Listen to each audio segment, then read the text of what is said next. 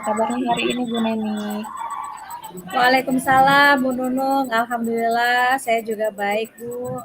Saya mohon maaf ya Bu, ganggu nih siang-siang. Masya Allah, tidak Bu Neni, tidak apa-apa. Alhamdulillah saya juga sedang senggang. Nah, kira-kira Bu Neni hari ini ingin membahas apa ya? Iya nih, begini Bu Nunung.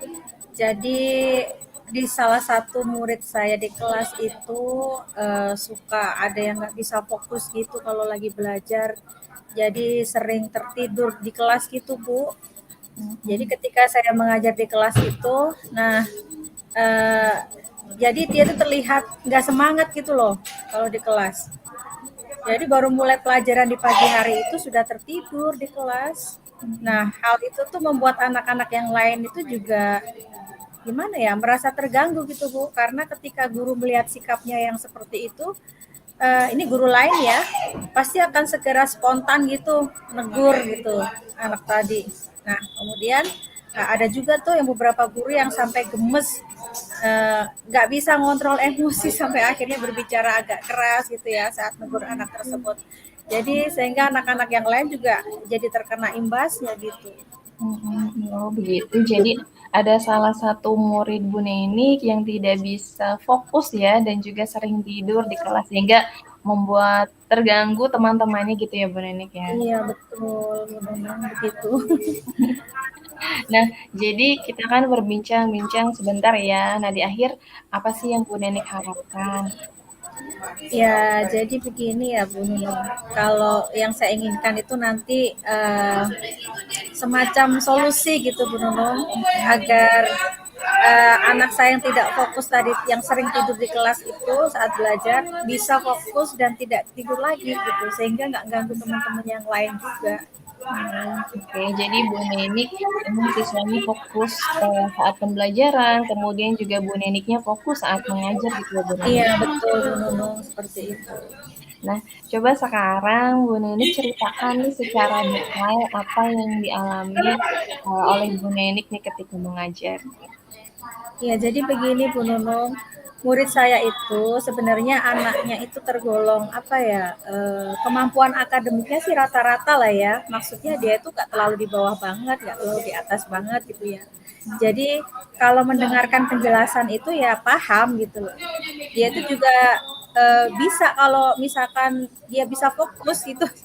Nah, namun ketika saya mengajar di kelas begitu, dia tuh tidak bisa fokus dan sering tidur di kelas. Jadi sebelum tugasnya selesai itu, dia pasti sudah tertidur duluan. Jadi saat berdiskusi kelompok atau sedang mempersiapkan untuk presentasi, temannya yang satu kelompok dengan dia itu otomatis ngerasa terganggu dan otomatis itu menghambat murid dari kelompoknya yang lain yang ingin menyelesaikan tugas-tugasnya tepat waktu. Nah, juga ngerasa terganggu juga kan mereka gitu. Karena waktu yang diberikan guru jadi nggak efektif gitu. Jadi saya tuh harus gimana ya, beberapa kali memberikan teguran.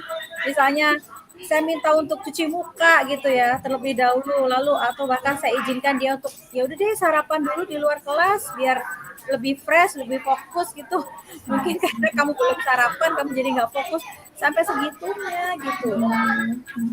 Ya, jadi saya mengerti apa namanya. Sebenarnya anak ini mampu gitu ya, peserta didik ini mampu untuk fokus belajar. Tapi apa namanya tadi tidak bisa berkonsentrasi karena tadi sering tertidur dan juga hal tersebut mengganggu teman lainnya, tidak bisa berkonsentrasi juga gitu ya Bu Nenik ya. Iya Bu Nunung, betul kayak gitu. Nah, menurut Bu Nenik nih, agar siswa itu bisa berkonsentrasi penuh dan tidak tidur di kelas nih, kira-kira apa sih yang akan Bu Nenik lakukan? Sepertinya saya perlu ini ya Bu Nunung, apa namanya, mengintegrasikan pembelajaran sosial dan emosional dalam pembelajaran saya. Dan juga ini mungkin ingin menciptakan iklim positif dan budaya sekolah sepertinya seperti itu ya Bu Nunung.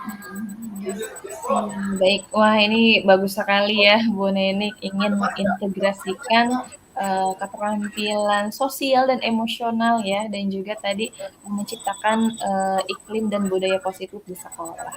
Masya Allah, keren sekali Bu Nenik. Iya Bu Nunung, seperti itu sih maunya gitu. Tapi Ya. saya bingung nih mulainya dari mana. Nah, kira-kira nih Bu Nenik, cara apa sih yang digunakan nih untuk mengintegrasikan kedua hal tersebut nih Bu Nenik? Ya kan tadi saya bilang saya ingin mengintegrasikan kompetensi sosial dan emosional, terutama kesadaran dirinya itu loh Bu Nunung, kesadaran Hmm, diri dan manajemen diri gitu. Sepertinya itu yang penting sih Bu Nunung. iya, bagusnya Bu Nenik. Jadi ingin menekankan pada kesadaran diri dan memanajemen diri juga ya kita sebagai guru ya ya untuk manajemen diri. Nah, eh, ini menurut Bu Nenik kira-kira apa nih yang akan Bu Nenik lakukan untuk memanajemen dirinya itu gitu? Bagaimana menumbuhkan hal tersebut baik itu di pembelajaran di kelas gitu, Bu Nenik? Ya, mungkin menurut saya bisa dilakukan dengan mengintegrasikan kompetensi sosial eh, kesadaran diri itu sepertinya ini ya Bu Nunung ya. Saya berencana nih membuat apa namanya kalau saya sebutin itu kayak wadah untuk apa ya mereka itu ngeluarin unek-uneknya gitu. Saya Hmm. sih ada bayangan gitu saya kasih nama Stonic gitu yang Oh, saya buat dari akronim jadi dari singkatan sharing story mm, notes in the box gitu. Jadi sebuah wadah untuk mengekspresikan perasaan dan emosi murid-murid gitu. Jadi saya berencana membuat Stonic Box ini yang saya sediakan di dalam kelas. Jadi nanti ketika anak-anak datang itu akan menulis catatan perasaan dan emosi yang mereka rasakan tersebut dan dimasukkan ke dalam kotak yang saya beri nama Stonic tadi. Mungkin begitu dulu kali ya Bu Nunung ya. ya, bagus sekali Bu Nenik, Masya Allah. Membuat kotak stonik ya, jadi bisa menceritakan salah satunya adalah cerita perasaannya atau emosinya apa yang Ya, dirasakan. Mungkin kalau misalkan anak SMA itu untuk bicara atau cerita secara langsung masih ya malu-malu jadi ya. malu Ya, betul. keterbukaannya masih terbatas gitu ya Bu Ninik. Beda dengan anak sekolah dasar Ya, gitu, langsung diceritakan. Mungkin itu salah satu upaya untuk memberikan kesadaran diri untuk anak-anak ya Bu Ninik. Ini iya KSE Bu Nunung. selalu memunculkan KSE-nya ya, pembelajaran sosial dan emosional ya. Bagus sekali Bu Ninik. Iya Bu Nunung itu yang saya inginkan.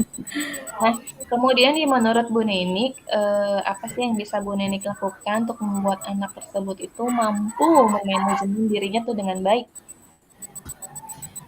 Pada saat itu kan kita diberikan pembelajaran tentang teknik stop ya menurut. Nah, sepertinya menurut saya pada kegiatan awal pembelajaran saya itu perlu melaksanakan teknik ini deh, Hmm, teknik stop Bu Nunung. Sehingga anak itu mempunyai jeda gitu untuk menstabilkan perasaan mereka, gitu ya. Nah, mungkin selanjutnya saya dapat memberikan kesempatan kepada anak itu untuk menarik nafas panjang, yang kemudian diulang beberapa kali, kemudian mungkin disambung dengan ice breaking begitu ya. Jadi setelah dia bergerak-gerak itu kan merasa rileks dan gembira gitu ya. benar-benar. Nah, jadi berharap sih setelah kegiatan tersebut maka mereka nggak akan ngerasa ngantuk lagi gitu saat pembelajaran. Dan ketika saya ngajar di kelas sepertinya saya ingin melaksanakan yang seperti itu gitu Bu Nono. Mungkin dengan cara ini bisa memberikan ruang untuk anak-anak menstabilkan kondisi. Hmm. Iya, bagus sekali tuh Bu Nenik dengan memberikan teknik stop ya. Kita juga memberikan ruang bukan hanya untuk anak sendiri ya Bu Nenik, tapi untuk diri kita juga memang perlu gitu sebagai pendidik ya. Kita butuh atur nafas dulu nih, stop dulu dari setiap kegiatan yang kemarin seperti roller coaster yang tidak ada jeda, sebenarnya tidak ada tanda komanya gitu ya. Kita berhenti sejenak. Kemarin juga saya menerapkan hal tersebut tuh Bu Nenik. Jadi kepada diri saya sendiri, saya merefleksikan diri saya, oh iya, saya terlalu cepat ini gitu ya, jadi butuh untuk rileks. Ya kita Kak sama-sama tarik nafas panjang, apa namanya, kita refleksikan lagi apa yang harus kita lakukan, apa yang sudah kita lakukan gitu kan. Kemudian juga tadi dengan ice breaking ya, membuat suasana jadi happy, jadi gembira gitu untuk anak-anak, baik untuk kita juga kan itu mau apa namanya memunculkan ya dari kedua belah pihak. Jadi kan pembelajarannya menyenangkan. Kemudian yang ngantuk-ngantuk nih, insya Allah tidak ada gitu ya. Habis dari arah sentam dan lain sebagainya, kan banyak ice breaking yang kita dapatkan di CGP ya Bu Nani. Apalagi saat lokakarya gitu, itu sangat menginspirasi sekali untuk kita semua gitu. Alhamdulillah ya berarti mudah-mudahan tidak ada yang ngantuk lagi gitu ya Bu Nanik ya. Iya Bu Nunung sepertinya begitu. Mudah-mudahan. Iya, iya, oke. Nah, baik Bu Nenik, berbicara mengenai menciptakan iklim dan budaya positif di sekolah nih, bagaimana sih menurut Bu Nenik menerapkannya di kelas atau di sekolah? Sebenarnya sudah ada kan keyakinan kelas yang sudah saya buat bersama anak-anak. Cuman sepertinya ini belum sepenuhnya efektif gitu. Jadi mungkin saya berencana nih akan merevisi keyakinan kelas sebelumnya.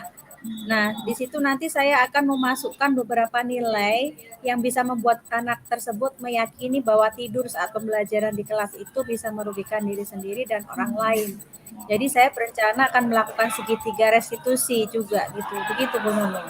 Oke, oke. Jadi menurut Bu Nenik nih, dengan merevisi keyakinan kelas yang sudah ada dan juga yang sudah dibuat sebelumnya, akan melaksanakan juga segitiga restitusi gitu ya Bu Nenik ya. Benar Bu Nunung sepertinya gitu sih. Nah, jadi kalau boleh saya merangkum nih ya, Bu Nenik ini akan melakukan tadi mengatasi masalah anak yang tidak bisa fokus, kemudian juga yang tertidur di dalam kelas, tidak mengerjakan tugas. Ada dua, yaitu yang pertama mengintegrasikan KSE dalam pembelajaran di kelas, kemudian juga membuat kotak ponik tadi ya, supaya apa namanya peserta didik bisa mencurahkan pendapatnya di kotak tersebut gitu. Kemudian juga adanya ice breaking, membuat ice breaking di awal pembelajaran supaya anak-anaknya happy, gembira, rileks dan lain sebagainya. Kemudian juga di sini Bu Nini akan menciptakan iklim positif dan budaya sekolah dengan merevisi keyakinan yang sudah Bu Nini buat dan menerapkan juga segitiga restitusi. Begitu ya Bu Nini ya? Iya Bu Nunung sepertinya itu rencana saya. Ya. Nah, menurut Bu Nenik nih, di antara kedua hal tersebut, mana kira-kira yang dapat Bu Nenik laksanakan? Kita laksanakan sekaligus gitu Bu Nunung. Iya, iya. Berarti Bu Nenik akan melaksanakan sekaligus ya Bu ya, untuk kedua penerapan tersebut gitu ya? Iya Bu Nunung sepertinya bisa kok langsung sekaligus gitu. Masya Allah ya. Nah nih, menurut Bu Nenik juga, siapa nih yang dapat membantu Bu Nenik nih dalam melaksanakan langkah-langkah tersebut nih Bu Nenik? Karena ini berhubungan dengan murid saya di kelas ya Bu. Jadi yang bisa membantu sepertinya ya anak-anak itu sendiri Bu. Jadi seluruh murid yang ada di kelas saya itu termasuk saya dan juga anak-anak gitu. Untuk membuat stonik tadi, sharing story notes in the box, lalu juga untuk menerapkan teknik stop yang dilanjutkan dengan ice breaking di awal pembelajaran, kemudian merevisi keyakinan kelas dan melakukan segitiga restitusi ini. Ya seluruh anggota kelas gitu. Jadi kalau setiap anak sudah menyadari nilai dan perannya di dalam kelas, mereka akan dapat berpartisipasi aktif dan berkomitmen dalam menjalankan keyakinan kelas yang sudah direvisi tadi. Menurut saya seperti itu sih, Bu Nunung. Jadi yang membantu Bu Nenik di kelas itu adalah seluruh anggota kelas itu sendiri ya dalam penerapan kedua hal tersebut ya. Iya, Bu Nunung. Nah, pada titik ini nih menurut Bu Nenik, apa sih yang Bu Nenik dapatkan dari percakapan kita? Ya, jadi untuk membuat anak yang tadi tidak fokus dan sering tertidur di kelas, saya perlu melakukan beberapa hal. Yang tadi yang pertama adalah membuat stonik, yang kedua menerapkan KSE, kemudian dilanjutkan dengan ice breaking, merevisi keyakinan kelas, dan yang terakhir adalah segitiga restitusi. Gitu Bu Nunung. Dan menurut Bu Nenik nih, Kira-kira, kapan bisa mulai diterapkan ya, Bu Neni? Saya bisa langsung terapkan besok mungkin ya Bu, karena ini kan tidak memerlukan waktu lama gitu, jadi saya bisa langsung menerapkannya besok pada saat pembelajaran di kelas. Masya Allah, bagus sekali ya Bu Nenek. Masya Allah, alhamdulillahirabbil alamin. Bagus sekali idenya. Kemudian juga alhamdulillah kita sudah berada pada titik temu nih ya Bu Nenek ya.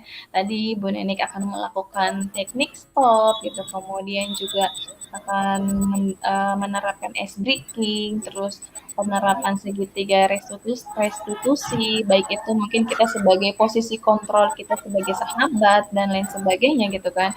Dan juga tadi penerapan budaya positif ya di sekolah. Mudah-mudahan dengan tadi merevisi keyakinan kelas di sekolah Bu Nenik yang sudah ada, mudah-mudahan ke depannya tidak ada lagi siswa yang mengantuk ya Bu Nenik, kemudian juga siswanya semangat-semangat untuk menjalankan hal tersebut gitu, langkah-langkah tersebut dengan semangat dan penuh kerjasama. Iya Bu, terima kasih loh Bu Nunung sudah mau mendengarkan unek-unek saya dan membantu saya memberikan pilihan-pilihan terbaik untuk mengatasi masalah saya terkait pembelajaran saya di kelas. Saya jadi lebih yakin dan mantep gitu Bu Nunung. Ya, alhamdulillah ya Bu Nenik sudah menemukan titik terang gitu ya. Mudah-mudahan semangat terus untuk Bu Nenik juga, semangat untuk anak-anak. Oke, kita cukupkan ya Bu Nenik. Terima kasih banyak. Billahi taufiq wal hidayah. Assalamualaikum warahmatullahi wabarakatuh. Waalaikumsalam warahmatullahi wabarakatuh Bu Nunung.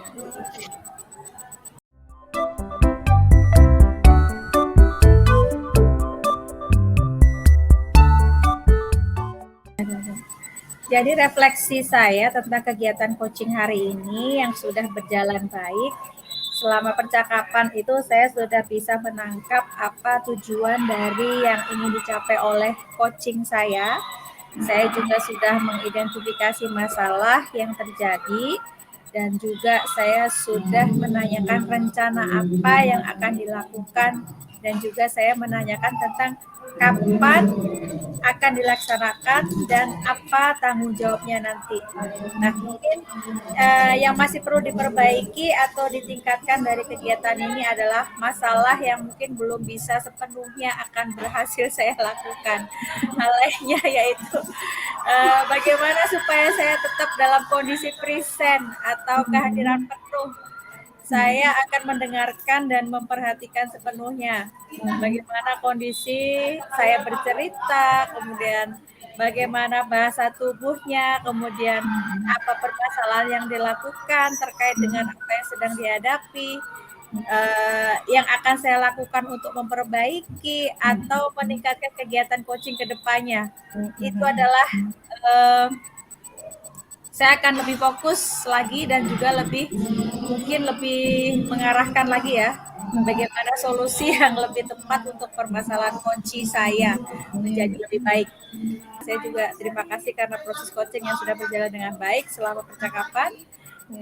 Karena kita kan menyampaikannya dalam bentuk kita, yaitu tujuan sudah jelas, kemudian identifikasi masalah sudah jelas, juga rencana aksi yang sudah tersusun dengan baik, dan juga kemudian tanggung jawab yang sudah berjalan dengan baik juga. Itu refleksi dari saya, Bu Nunung. Silakan. Terima kasih Bu Nenek. Masya Allah, alhamdulillah. Oke, kita cukupkan ya Bu Nenek. Terima kasih banyak. Billahi taufiq wal hidayah. Assalamualaikum warahmatullahi wabarakatuh. Waalaikumsalam warahmatullahi wabarakatuh.